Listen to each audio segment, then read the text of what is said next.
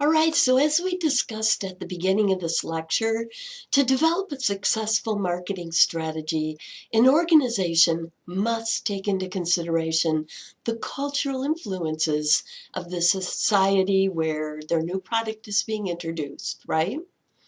They must research and study cultural differences.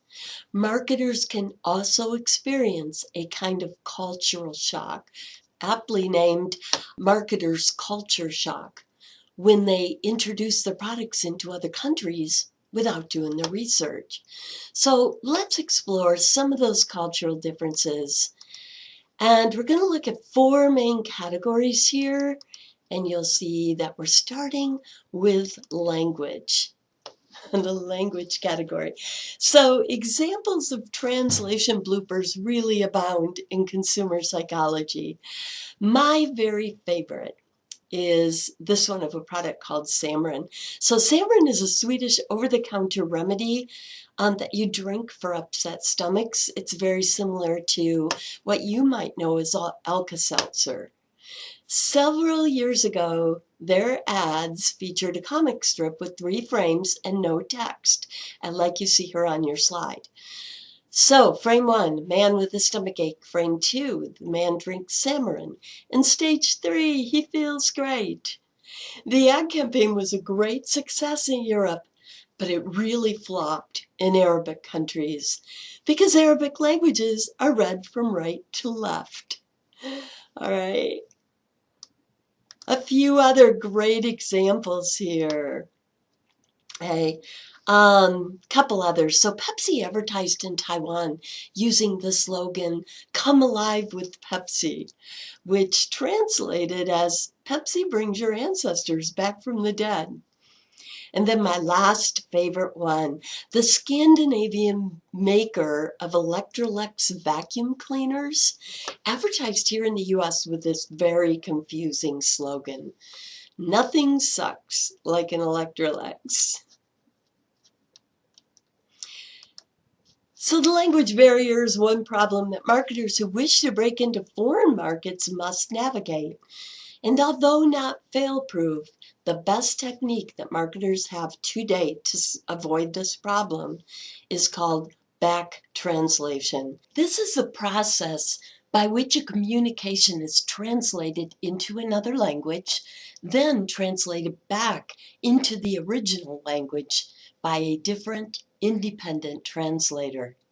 Now, obviously, your translators are bilingual, but let's call the original language language A and the other language language B. Importantly, the first language of the first translator should be language A, right? But the first language of the back translator should be language B. So, 2 different translators involved, right?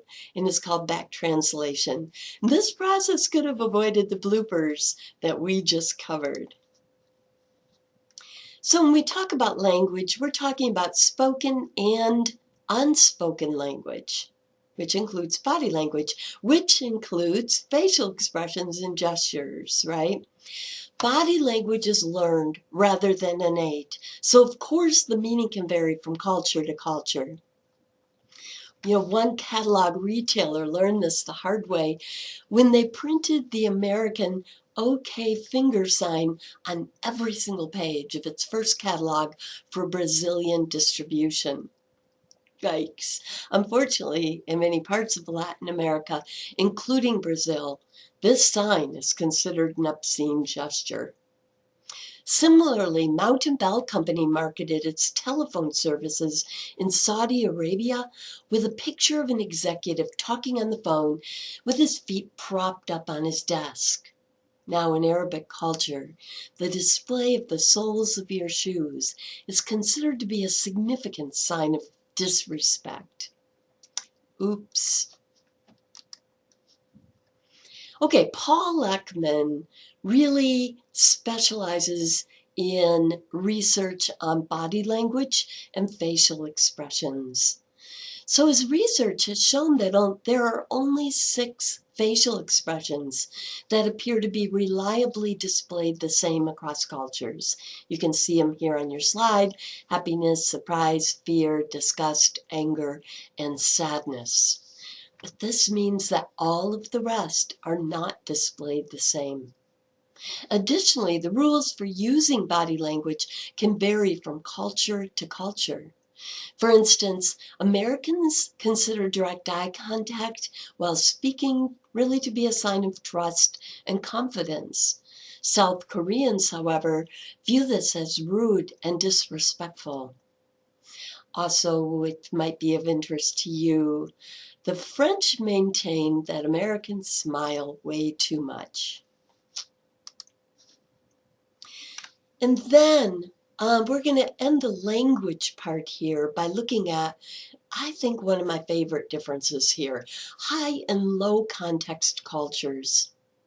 Now, this reflects to what extent interpretations within a culture rely on context, if they're high context cultures, for their interpretations, or, hey, if you can take them literally, more literally, in low context cultures.